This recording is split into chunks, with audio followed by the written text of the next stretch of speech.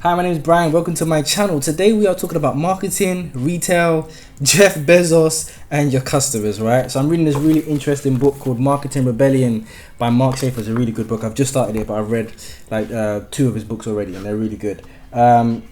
I haven't really gotten that far. So at 45 pages in, there's a chapter on Jeff Bezos. I'm gonna read that to give it some context, but just a little bit about the book. So it's the subheading is "The Most Human Company Wins." So in the beginning, it was talking about the history of marketing and how customers and consumers have always created this marketing rebellion, right? So in terms of back in the day, people used to lie in the advertising, and the newspaper reporters caught wind and exposed it to the customers and the clients. Then people wanted the truth, and now the internet means that the marketing is in the hands of the people, and what you say about your companies, it doesn't really matter because the people can say what they want about you on Twitter, Facebook, Instagram, wherever they want, right? So it's kind of like a marketing rebellion. The power has shifted from what the companies say about themselves to what the people say about your company and your brand, right? And that's kind of the premise of the book. And in terms of making your company as human as possible and connecting with people and just being real and authentic, basically. But I got to this part where I was talking about Jeff Bezos and retail, right? Amazon. So I'm just going to quickly read these 2 pages to you. So be like Bezos, right? So no industry is experiencing more calamitous disruption than retail. Specifically, Amazon is reinventing commerce, customer experience, and the rules of consumer engagement. At first glance, Amazon appears to be the poster child for disruptive technology, but in fact, the real innovation is that Jeff Bezos, the company's founder, the world's richest man at one point, is focusing on what's not being disrupted. While innovations in e-commerce, supply chain, and distribution are the parts of the company we observe, if you peer deeply into the heart of the real Bezos strategy, you learn something radically different, as he explained in an interview. He said, "I very frequently get the question, what's going to change in the next 10 years?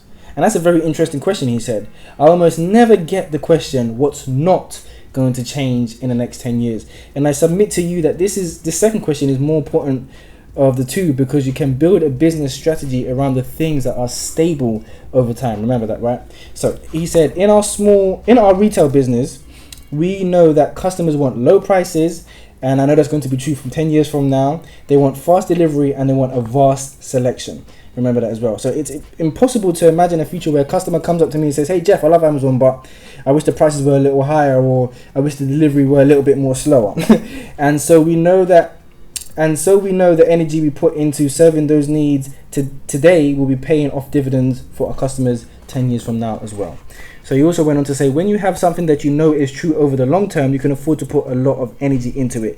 Rather than focusing on the latest trends or leveraging emerging technologies for new business models, Bezos has made a laser focus on improving what people already know they love and want.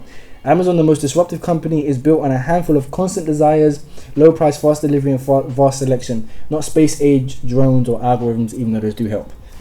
Technology did not create these human needs, it's quite the opposite. Serving these needs created the technology.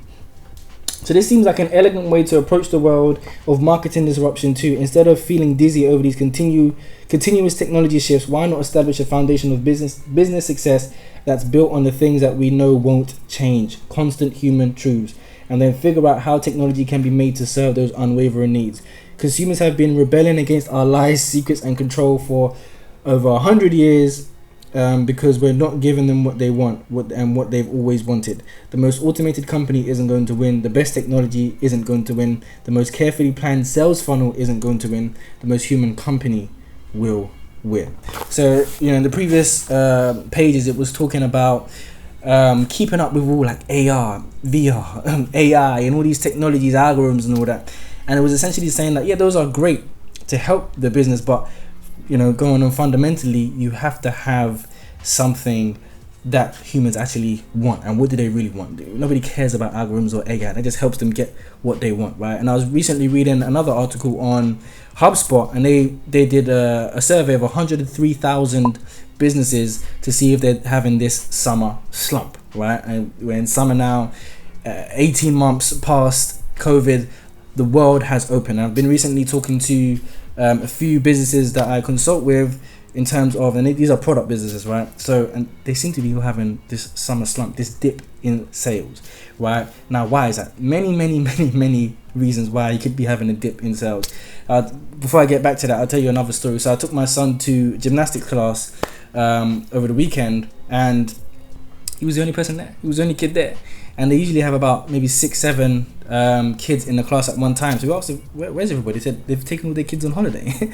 And it makes sense, right? Because last year the world was closed, you couldn't go anywhere. Now the world is open, everyone's going on holiday, right? And so I'm recording this in August. Guess what everybody else is also doing? Getting their kids ready for school. So the reason why there's a slump is because people aren't in the country. People are going on holidays. People are going to different attractions all around London and England because they're open now. People are getting ready to take their kids back to school. You might have 1, 2, 3, 4, 5, 6 kids. The price of everything else is going up. My shopping budget has gone up. People might be getting new phones, new clothes, all this kind of stuff. Spending money on and going to bars as well. Like I even put out some posts over the weekend, and I realized my engagement was just crazy low. And then I was going down the street and I realized everyone's out at a bar. They're drinking, they're talking to their friends, something that they hadn't done for a very, very long time, right? They can go to bars now, vaccinated, unvaccinated, whatever, right? Why would they be on Instagram looking at my post? They won't. So it makes sense. So if you are a product business, you will be probably having a summer slump. Now, back to what Jeff Bezos was saying. What do people want? Like at the heart of it, what do people want? He said fast delivery, a vast selection, and cheap prices. You, me included, everyone, your mom, your dog, your sister, your brother, always wants a good price. We always buy something that is either cheap or on sale. That is something that inspires us to buy. You do a flash sale, like, oh, you're buying today. Sale, as you see a sale, and all of a sudden you have money. Right? That's how sales work, because everybody wants a bargain now more than ever before, because people have lost their jobs. There's less money going around.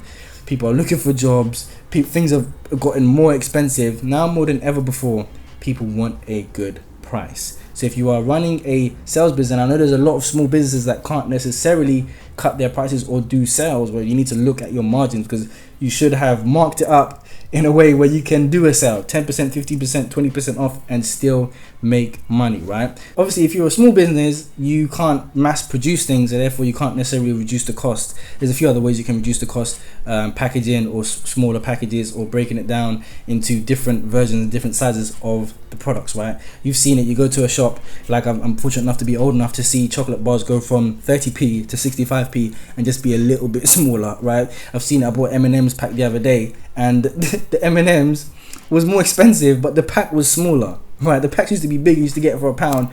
Now it's like £1.65, £1.35, right? Something like that.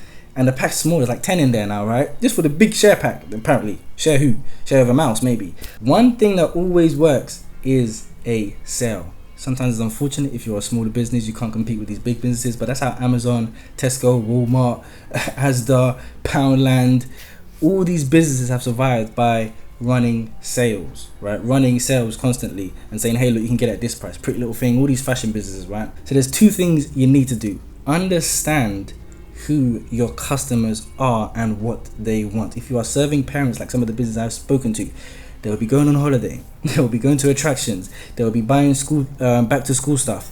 Their priorities have shifted. Every business is seasonal. You have businesses that make loads of money Black Friday and Christmas and January, and then they have that summer slump. If your business is having a summer slump, there are things you can do. You can introduce a new product that is cheaper, that is more affordable. You can have a sale that reduces the prices of your current products in order to give people that impetus to buy it, because people love sales. And I find that a lot of small businesses don't want to run sales on their products because their profit margins are bad, or they just don't want to run sales because they just want to stick to their price, and their price is their price, right? That's all good, well and proper, but you will not get sales, right? And if your product is on the shelf, it goes old and you can't sell it anyway, so you lose that whole product instead of just losing a little bit of money due to a sale and acquiring a customer to make another sale for the next time. So don't bite your nose off to spite your face, right? So if you are a business, all I want to say is maybe run a sale if you are having a summer slump, or introduce a new product that may be smaller, or repackaged in order to sell that to the same audience for cheaper, right? Because people are running low on money. It's a summer slump. So don't get caught up in the summer slump. Like and subscribe to this channel if you want more in-depth analysis like this, and I'll see you in the next one.